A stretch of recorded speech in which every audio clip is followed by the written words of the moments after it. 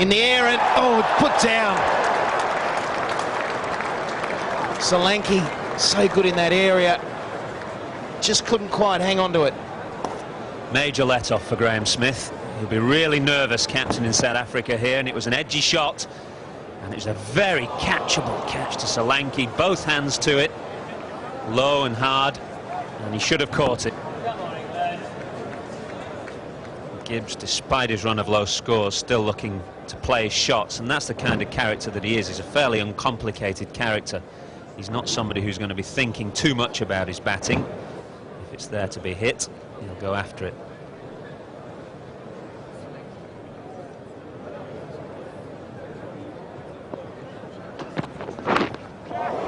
And gone. Really comfortably taken, well bowled. The right line to the left-hander. And once again, he takes the wicket of Smith. Anderson causing problems for Graeme Smith. He's caused him problems throughout this one-day series, and I think it will continue into the Test match series as well. Here he asked the question just outside off stump. Faint edge. It only just carries to Marcus Trescothick, who does well. Soft hands, good catch. And a breakthrough for England. South Africa 10 for 1. Morné van Veek, his first one-day international for South Africa today.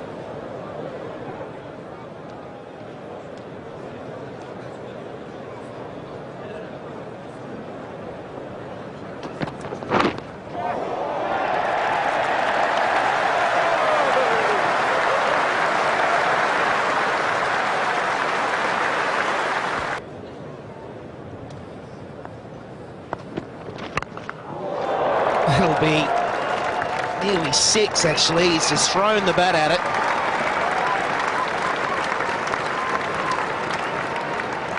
Typical shot from Gibbs. Anything with width, he will really just throw that bat.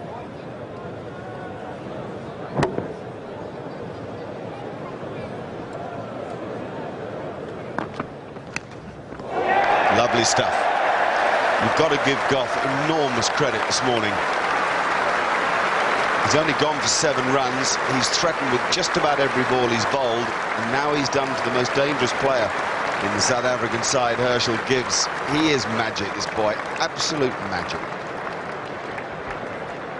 At good pace too. You see here Herschelle Gibbs again, just a little edge, not getting across in line, and we talked about a few problems with his technique, and that's being compounded. He's been found out on this tour. He really hasn't played well at all.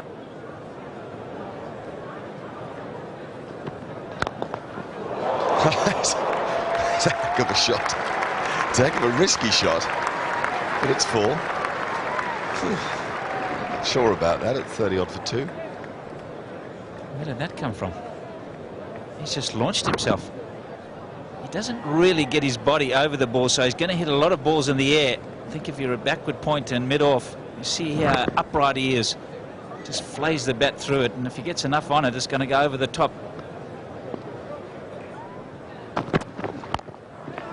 Fine stroke. Boy, he got onto that quick. Interesting challenge when you bat against James Anderson, because you have to be aware of the ball that will get you out and aware of latching on to the offering, because he bowls some bad ones. Oh, Anderson has the answer. He keeps doing it, you see. It's not a one-off. There's outswing and bouncers and seamers, and now a little inner as well. What a beauty.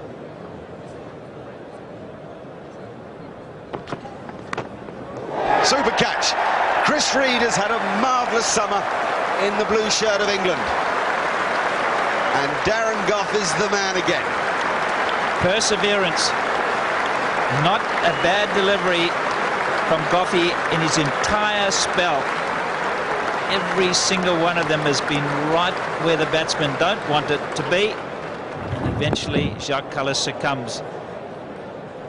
Just enough movement, and Chris Reed does the rest. That's a huge wicket for England. You can see the delight on their faces.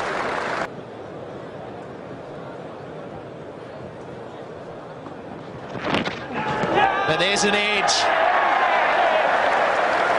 An error from Rudolph, trying to force off the back foot, but it's that line around. Tactical change for England. They've done it the last couple of outings against him that sends him back to the pavilion, and that's a huge wicket for England.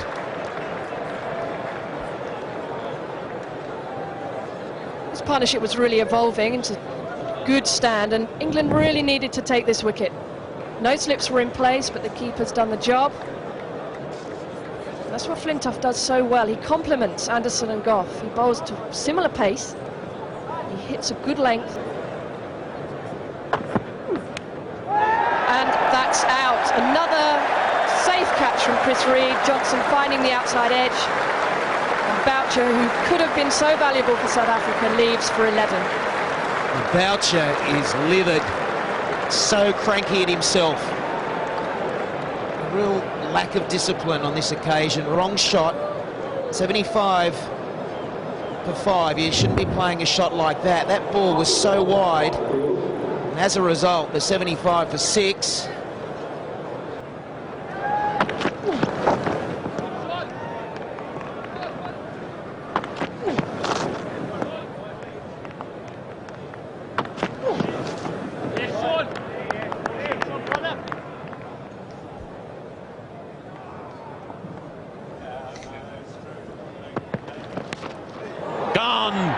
Well bowled, Mackay Rantini. The plan has come to fruition.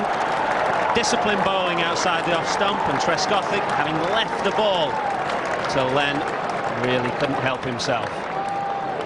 This is a very good delivery. Part of a plan, angle it across the left-hander. Always goes hard at the ball, Marcus Trescothick. He's a good timer, good bat speed, but when it hits the edge, it's always going to carry. And this is comfortably carried to slip. Nicely judged. And Mackay Rantini strikes almost straight away.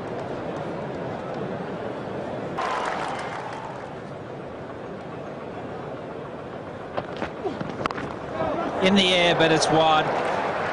And that's they're going to pay the penalty for not attacking yet. And Sean Pollock got the teapot, and quite rightly so. He needs to be backed up in the field. There's no way that South Africa can win this game if they don't bowl England out.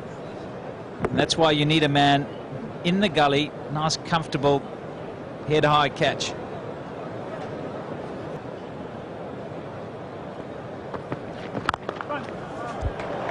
Good timing, no more than a push from Solanke, but it runs down the hill, and a welcome boundary. Solanke into double figures.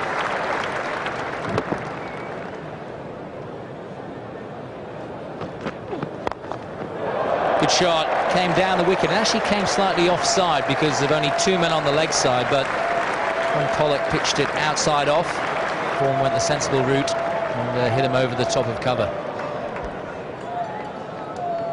Vaughan isn't going to be bowled at here. He's already done some unorthodox footwork against Pollock in the previous over he bowled, and here we see him also taking the initiative and looking for a boundary shot.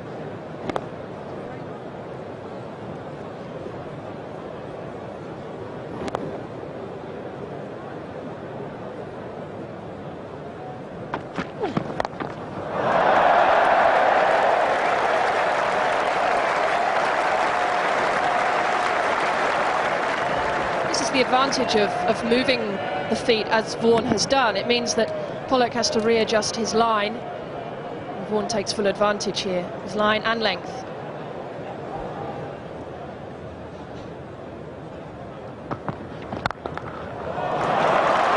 Hit very hard from Vikram Solanke. Took him long to pick up where the ball had actually gone. He's such a risky player, but it's whistled through extra cover. None of the field has even moved.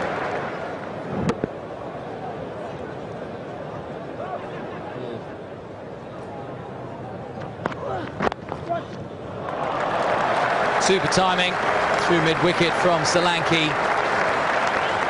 And this is a quick outfield.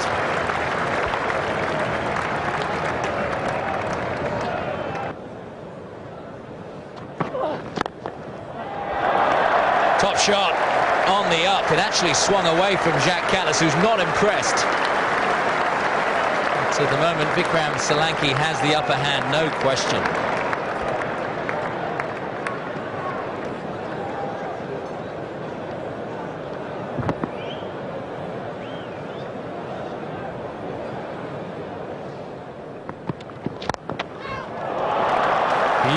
beautiful straight bat. It was in the air for a little while, but gave the bowler no chance. Vikram Solanki has found the pace of this pitch now, and he's enjoying it.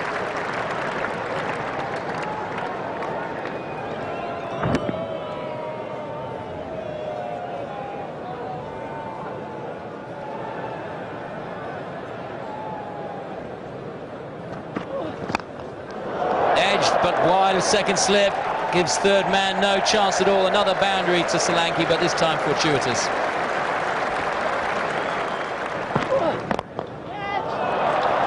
Wide of mid-on this time from Solanki. Everything at present is fine in the middle, and occasionally if it finds the edge, you get more of the same look from Jacques Kallis.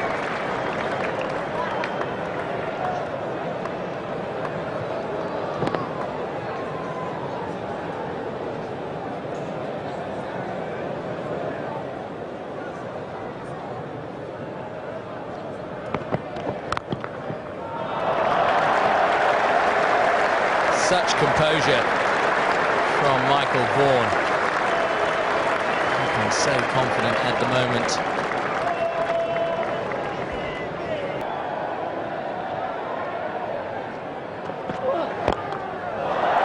That's a magnificent shot by Vikram Solanki. Flicked away over square leg, easy as you like, all the way for 6.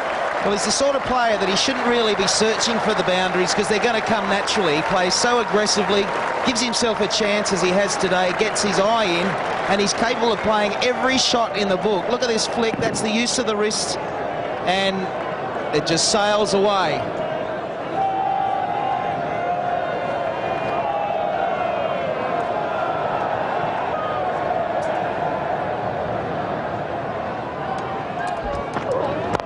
Again on the out this time, past the bowler. Doesn't really matter who's bowling or where they're bowling. Vikram Solanki is smashing it all around the ground, and he's gone to 50.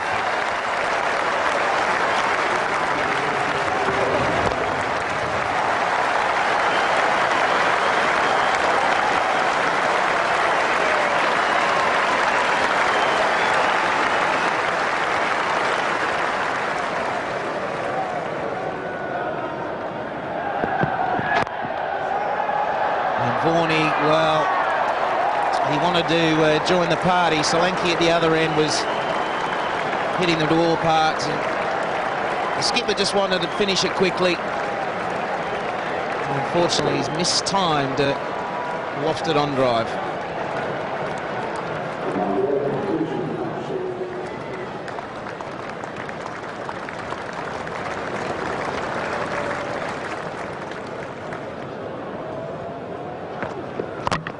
Bowled him, dragged it on.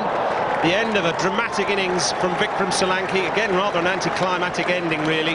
But that's a fantastic knock with a disappointing finish.